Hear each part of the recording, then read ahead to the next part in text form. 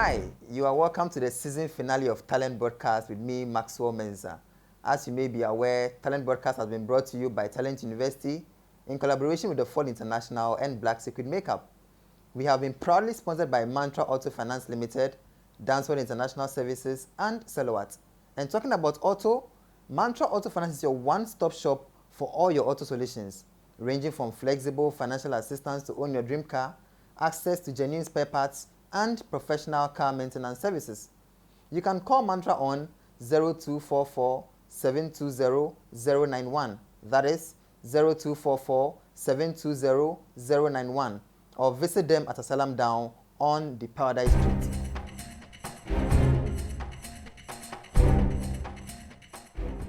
For our final episode, we are having a tete-a-tete with one of our lead sponsors, which is Mantra Auto Finance Limited. We'll be interacting with the CEO, Mr. Stephen Nana Ashirin Jr. We want to get into his head and find out how he has been able to use his talent to start a business that is being of impact to Ghanaians and to Africans at large. Ladies and gentlemen, join me as we interact with Mr. Stephen Nana Ashirin Jr. Mr. Ashirin, you are welcome. Thank you very much, Maxwell. How are you doing, sir? I'm doing very well. How are you? I'm doing well by the grace of God. And I must say that we at Talent Broadcast, we are very grateful that you agreed to come on board as our lead sponsor. You're but welcome. I would want to know, what informed your choice to be our lead sponsor? Well, we at Mantra felt it's a great initiative, one that informs and challenges the youth of this nation. For that reason, we thought it's very important to be able to support you, lend our support to you. Wow, thank you very much, sir. Welcome. Okay, so our first question for today is this. So Mantra Auto Finance Limited, what is Mantra Auto Finance Limited?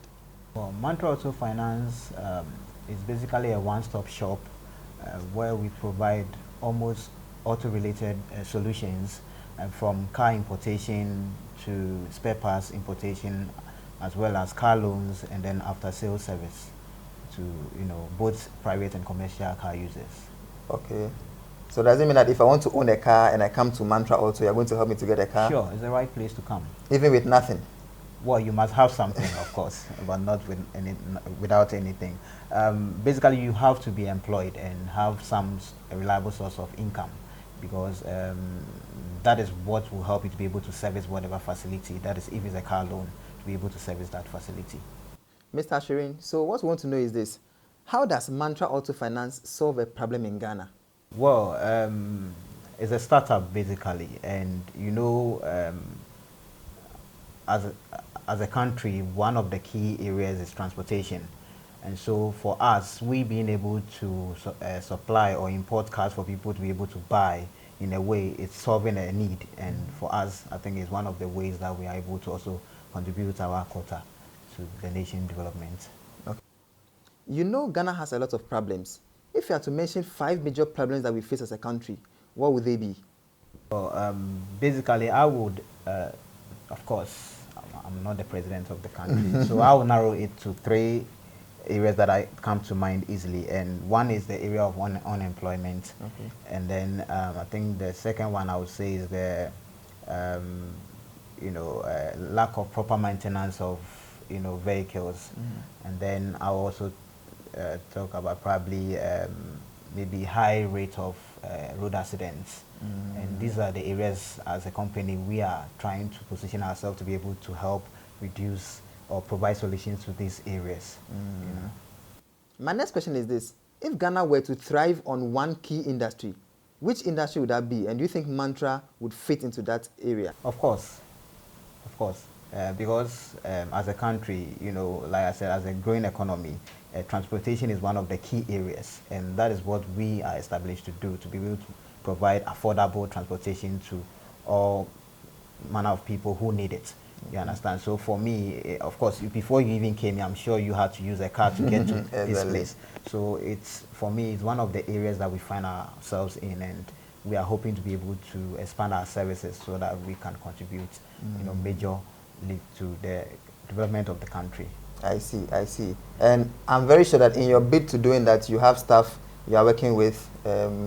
What is your staff strength? Yes, we have about 15 staffs, but we have 10 key staff members, Wow. who are at the managerial level, and then the rest are at the workshop, because we also have a workshop where we do the after-sales general maintenance of vehicles. Yeah. I see. Wow. Working with about 15 people, I believe that there are a lot of things you take into consideration when employing these graduates. Of course, of course. Can you give us about 3 key skills you look out for when you're employing these graduates?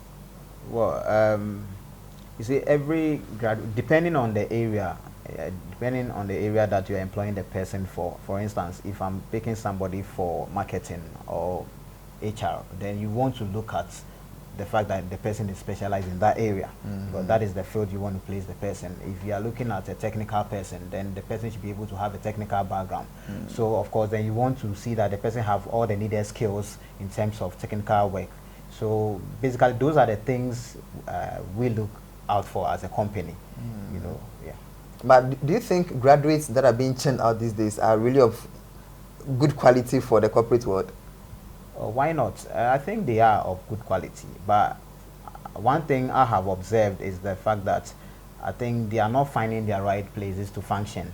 That is what I would say, because everybody has its uniqueness and you cannot meet everybody's expectation. So for instance, if I want to employ you and I set a certain target and you don't meet it, I would say you are not that qualified. But it doesn't mean that you are useless. I mean, in quotes. You understand? So it's just a matter of you being able to find your rightful place and then function. For me, that is the challenge, but it's not that they are not up to the market.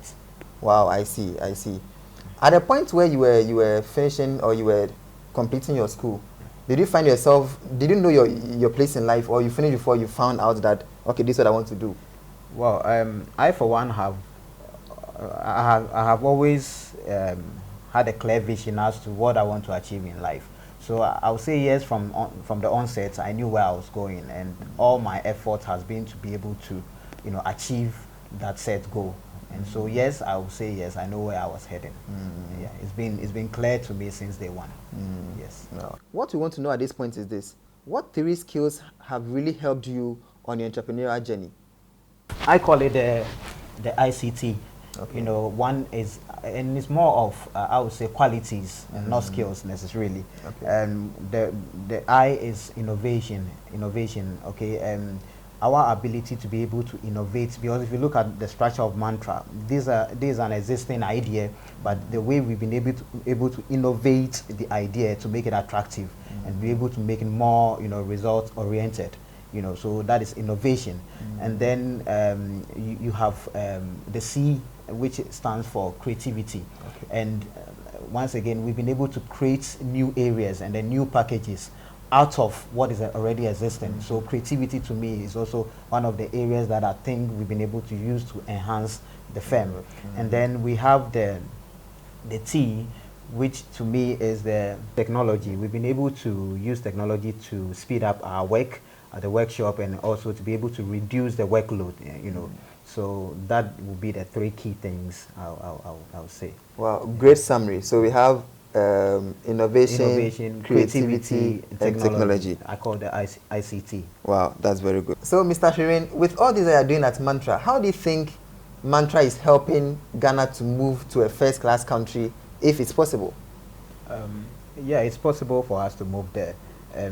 Of course, we can all not be consumers, and so with part of what we are doing, we also, employ people and give them training and skills to be able to also move out and then solve some of the problems that are out there in the area of, automobile. Okay. So in a way, I think as we train more people, it will be able to help the nation to be able to grow and attain it.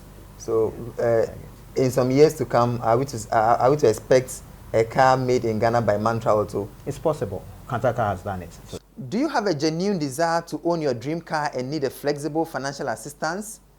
Do you have any spare parts challenges? What about car maintenance services? Then look no further than to Mantra Auto Finance Limited. Mantra Auto Finance is your one-stop shop for all your auto solutions, ranging from flexible financial assistance to own your dream car, access to genuine spare parts, and professional car maintenance services.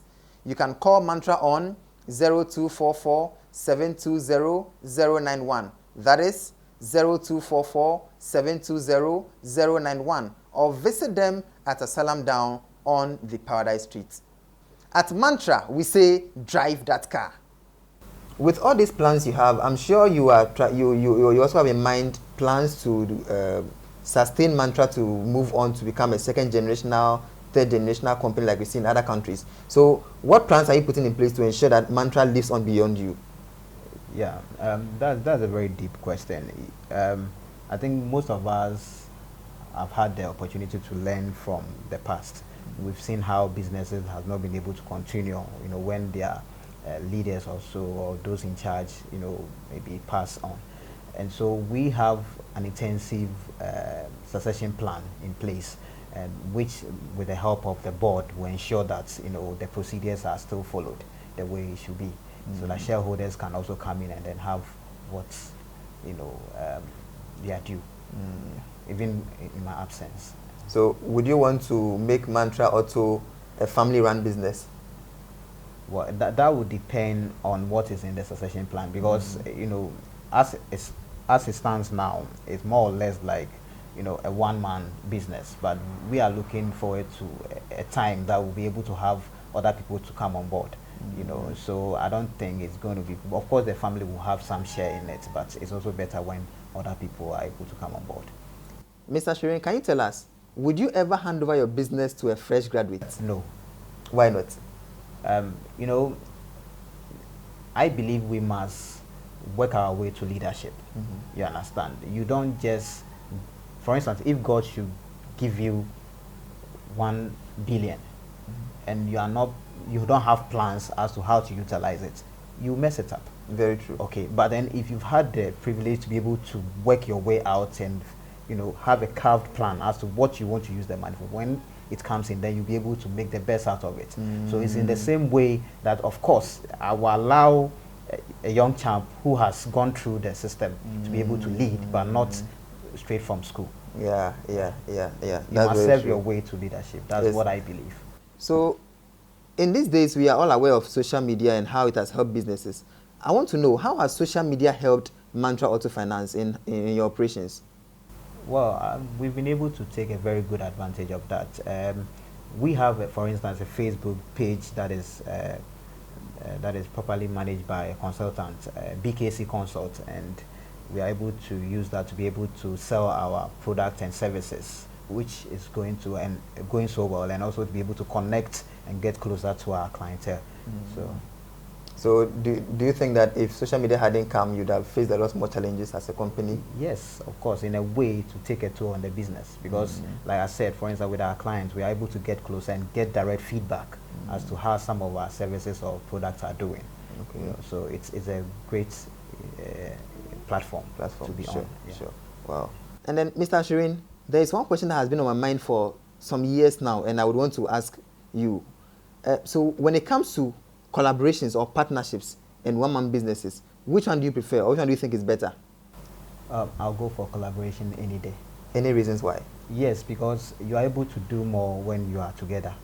You're able to achieve more, and I think that should be the way forward. For instance, if you take Mantra, for instance, it's a highly capital-intensive business. So let's say if we've been able to get to the level we want to get to, and then get other people to be able to come on board, it will ease the pressure on me currently. You understand? And so I think collaboration should be the key. You are able to achieve more when you are together. Okay, I see. So where should you expect Mantra in the next few years? If you have to be specific, few years. If you have to be 5 years. Still trying to put our act together to be able to attract other investors to come on board. Okay, but are you making profits as a company? Currently, not necessarily. Okay. Not necessarily. We are every business, you give it time for it to be able to start bearing fruits. It's just like when you plant, it doesn't just start bearing fruit. It takes time. So we are still in the process. But one thing I know for sure is that it's a very it's a productive business. Okay. Yeah, I can say that, but we haven't started making profits yet. Okay. Talking about productivity, I'm sure as an entrepreneur, there are other things you are doing. Can you tell us about them? Yeah, there are a couple of things that I'm involved in with other partners. For instance, real estate, and then there's this food business as well, more like a restaurant that I'm also involved in, and other works that I would like to keep private. Okay, okay. All right. So at this point, we are bringing our interview to an end, and so we would want to have your final words. What is your final word to our viewers who are watching this interview at this point? Um, I would say that they should keep pursuing their dreams. That it's not going to be easy, but the most important thing is that when you keep your focus, you'll be able to achieve whatever that you set target for. Well, Mr. Ashirin, this has been a very deep interview with you. Thank you very much, Maxwell, and thank you so much for having me. Wow. So his final words were these: be persistent, maintain your focus, and you succeed. Ladies and gentlemen, this has been the season finale, episode 8 of Talent Broadcast.